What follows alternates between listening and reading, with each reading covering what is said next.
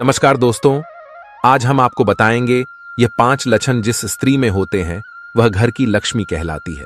तो चलिए दोस्तों, जानते इस प्रश्न का उत्तर एक कथा के माध्यम से। एक बार देवी पार्वती भगवान भोलेनाथ से पूछती हैं, हे प्रभु, मैं जानना चाहती हूं वह कौन सी स्त्रियां होती है जिन्हें देवी लक्ष्मी का रूप माना जाता है। एक स्त्री जिस घर में जाती है उसके लक्षण से घर धनी बन जाता है, और वही कुछ स्त्रियां जाने ही अपने अवगुणों से घर में दरिद्रता ला देती हैं। आप मुझे बताएं वह कौन सी स्त्रियां होती हैं जो लक्ष्मी का रूप कहलाती है। तब भगवान भोलेनाथ बोलते हैं, हे देवी पार्वती, जिन स्त्रियों में यह 5 लक्षण होते हैं वह घर की लक्ष्मी कहलाती है। वह लक्षण कौन से है, इसका उत्तर मैं आपको एक कथा के माध्यम से दूंगा।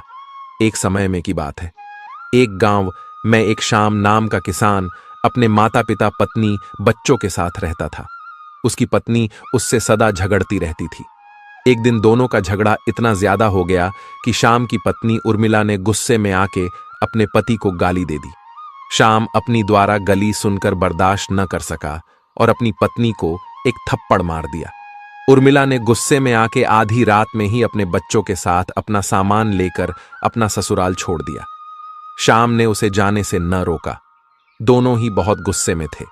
उर्मिला को अपने मायके जाने के लिए एक घने जंगल में से गुजर के जाना पड़ता था। उसने अपनी परवाह न करते हुए अपने बच्चों के साथ उस जंगल की तरफ आगे बढ़ने लगी। तभी रास्ते में एक आश्रम पड़ा। उस आश्रम के अर्षि ने उर्मिला को उस जंगल में जाने से मना कर दिया। अर्षि ने कहा, हे पुत्री, तुम कौन हो, कहां से आई हो, मैं तुम्हें नहीं जानता। परंतु मैं इतना जानता हूं कि इतने छोटे बच्चे लेकर तुम इतनी रात में जंगल में नहीं जा सकती। जंगल में बहुत जंगली जानवर हैं। तुम आज रात इसी आश्रम में रुक जाओ, सुबह चली जाना। उर्मिला ने आर्षि की बात मान ली और रात वहीं काट ली। अगली सुबह आर्षि ने उर्मिला से पूछा, तुम कहां जा रही हो? तब उर्मिला ने कहा, मैं अपने माता पिता के घर जा रही हूं। मेरे पति ने मुझे मारा पीटा है।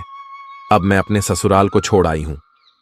आर्षि ने पूरी बात सुनी और बोला, तुमने भी तो अपने पति को गाली दी। गलती दोनों की है। तुम अपने ससुराल, अपने पति के पास वापस लौट जाओ। परंतु उर्मिला ने उस अर्षि की एक न सुनी और अपने मायके जाने के लिए निकल पड़ी। शाम होने को थी। उर्मिला अपने बच्चों के साथ अपने मायके चली गई। उर्मिला के माता पिता ने देखा कि बेटी आई है, परंतु दामाद साथ नहीं है। उर्मिला के पिता को थोड़ा अजीब लगा, परंतु उन्होंने अपनी पुत्री से कुछ न कहा। अगले दिन उर्मिला के पिता ने अपनी बेटी से कहा, पुत्री, दामाद जी तुम्हारे साथ नहीं आए। तब उर्मिला ने कहा, पिताजी, मैंने अपने ससुराल को छोड़ दिया है। कल उन्होंने मुझे मारा था, इसलिए अब मैं उनके पास नहीं जाऊंगी। अपनी बेटी को बात सुनकर पिता बोला, बेटी, उन्होंने तुम्हें क्यों मारा? तब उर्मिला बोली, किसी बात को लेकर बहस कर रहे थे, गुस्से में आके उन्होंने मुझ पर हाथ उठाया दिया। तब पिता ने कहा, बेटी, तुमने उन्हें कुछ नहीं कहा था क्योंकि ताली एक हाथ से नहीं बजती। उर्मिला ने गाली वाली बात अपने पिता से छुपा ली। उर्मिला के पिता को अपनी बेटी की कही बातें अधूरी लग रही थीं। उधर श्याम के माता पिता ने देखा कि उनके घर की बहू और पोता पोती नहीं है। तब उन्होंने अपने बेटे से पूछा, बेटा, बहू कहां है? तब श्याम बोला, मां, आपकी बहू इस घर को छोड़कर चली गई है। रात में हम दोनों में एक छोटा सा झगड़ा हो गया, जिस कारण वह गुस्सा होकर अपने मायके चली गई। पिता ने बोला, जरूर कोई बड़ी बात हुई होगी, तभी बहू चली गई। तब श्याम बोला, उसने मुझे गली दी और मैंने गुस्से में आकर उसे एक थप्पड़ मार दिया, जिस कारण वह चली गई है। बेटा, तुमने यह ठीक नहीं किया। बहू इस घर की लक्ष्मी है, तुम्हें उसके साथ ऐसा व्यवहार नहीं करना चाहिए था। घर की लक्ष्मी गुस्से में इस घर के चली गई है, जाओ तुम उसे वापस लेकर आओ। श्याम बोला, पिताजी, मैं उसे लेने नहीं जाऊंगा। मैं मानता हूं स्त्री घर की लक्ष्मी होती है, परंतु उसमें एक भी गुण लक्ष्मी वाला नहीं था। वह तो कुलछनी है, उसमें एक भी गुण लक्ष्मी वाले नहीं थे। उसे अपने से बड़ों का आदर करना नहीं आता। यदि हमारे कोई रिश्तेदार आ जाते थे तो वह घर में चली जाती थी, उनका आदर नहीं करती थी। द्वार पर आए भिखारी को कभी भिख नहीं दी, भूखे को रोटी नहीं दी। उसमें एक भी गुण लक्ष्मी रूप स्त्री के नहीं है। मैं नहीं जाऊंगा उसे वापस लेने। तब श्याम के पिता ने कहा, बेटा, मैं मानता हूं तुम्हारी पत्नी में लक्ष्मी के एक भी गुण नहीं है।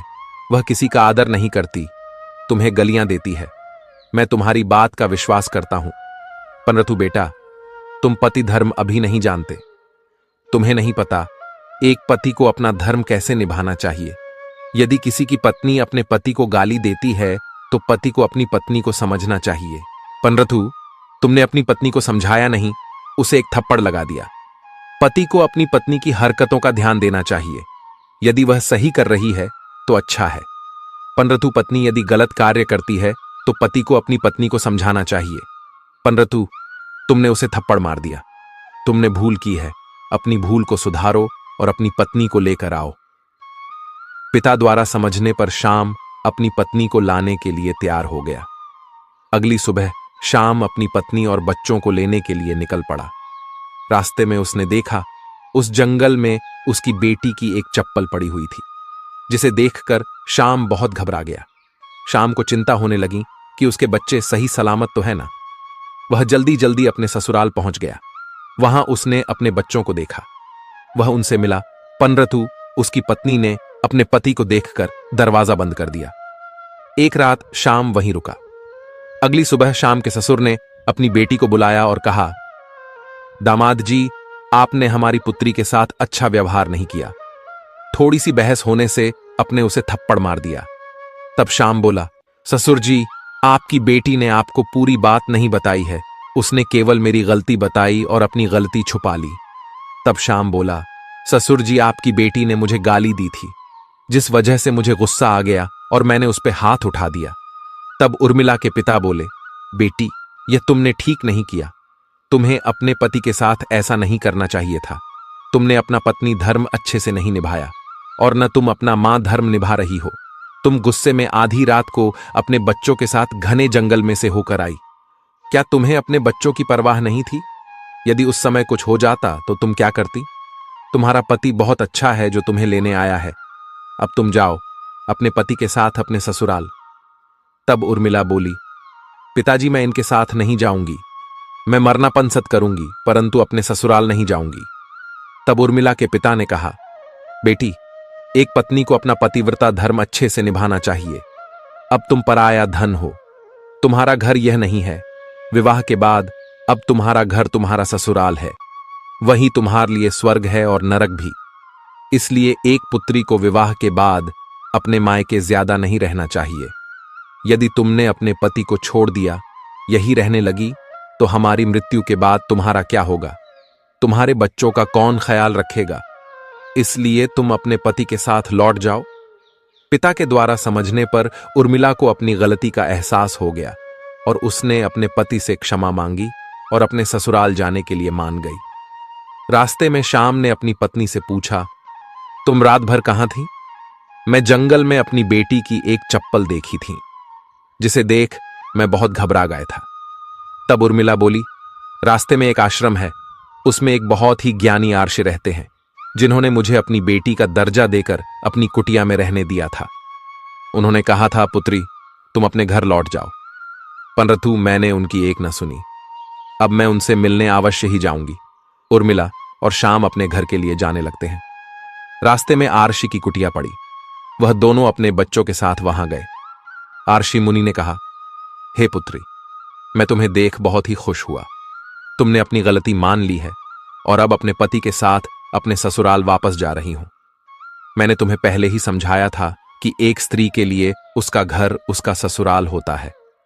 अब तुम मेरी इन 5 बातों को ध्यान से सुनना। मैं तुम्हें बता रहा हूं कि यह 5 लक्षण वाली स्त्रियां अपने घर की लक्ष्मी रूप कहलाती हैं। तब उर्मिला बोली, हे आर्षि मुनि, मैं जानना चाहती हूं वह कौन सी स्त्रियां हैं जो लक्ष्मी का रूप कहलाती है। तब ऋषि मुनि बोलते हैं, पहली वह जो सुबह सुबह उठकर स्नान करती है, पूजा पाठ करती है, अपने घर के लोगों का ख्याल रखती है, समय पर भोजन देती है, घर में साफ सफाई रखती है। उस स्त्री से देवी लक्ष्मी बहुत प्रसन्न रहती है। उस घर में कभी गरीबी नहीं आती। यह होती है पहले लक्षण वाली स्त्री। दूसरी लक्षण वाली स्त्री वह होती है जो अपने पति, सास, ससुर और अपने बच्चों की जरूरत का ख्याल रखती है। कहीं किसी को किसी चीज की कमी तो नहीं, सभी का बहुत अच्छे से ध्यान रखती है। तीसरा लक्षण वह स्त्री जो कभी अपने पति को गाली नहीं देती, अपने पति से लड़ाई झगड़ा नहीं करती, सभी के साथ प्रेम भाव से बात करती है, अपने से बड़ों का आदर करती है, वह स्त्री लक्ष्मी का रूप होती है। चौथी लक्षण वाली वह स्त्री होती है जो सदैव दूसरों का ध्यान रखती है, घर आए मेहमानों का आदर करती है, द्वार पे आए भिखारी को भीख देती है, भूखे को भोजन और प्यासे को पानी पिलाती है, वह स्त्री लक्ष्मी का रूप कहलाती है। पांचवें लक्षण वाली स्त्री अपने घर के काम करती है, उसके घर में सदैव लक्ष्मी का वास होता है। ऐसी स्त्री वाले घर को लक्ष्मी कभी छोड़कर नहीं जाती। अब मैं तुम्हें बताऊंगा वह कौन सी स्त्रियां होती हैं जिसके घर में लक्ष्मी कभी वास नहीं करती। जो स्त्री सुबह देर से उठती है, देर से स्नान करती है, अपने से बड़ों का आदर नहीं करती, अपने पति को गाली देती है, अपशब्द बोलती है, उस घर में कभी लक्ष्मी वास नहीं करती। जो स्त्री अपने घर को सदैव गंदा करके रखती है, घर के काम करने में आलस करती है, देर तक सोती है, इसी स्त्री घर को बर्बाद करके रख देती है। ऐसी स्त्रियां जिस घर में होती हैं उस घर से लक्ष्मी मुंह मोड़ लेती है, घर में दरिद्रता आ जाती है। यह थे 5 लक्षण वाली स्त्रियों के बारे में महत्वपूर्ण बातें।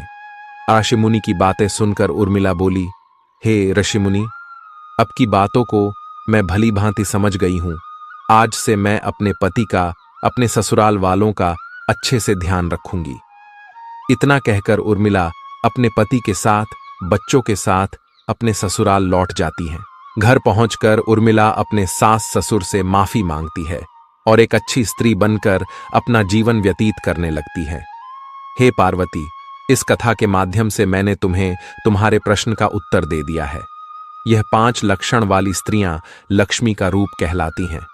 तब देवी पार्वती बोलती है, हे प्रभु, मुझे मेरे प्रश्न का उत्तर प्राप्त हो गया है। इतना कहकर देवी पार्वती अपने मन की शंका को शांत करे, दूर कर लेती है।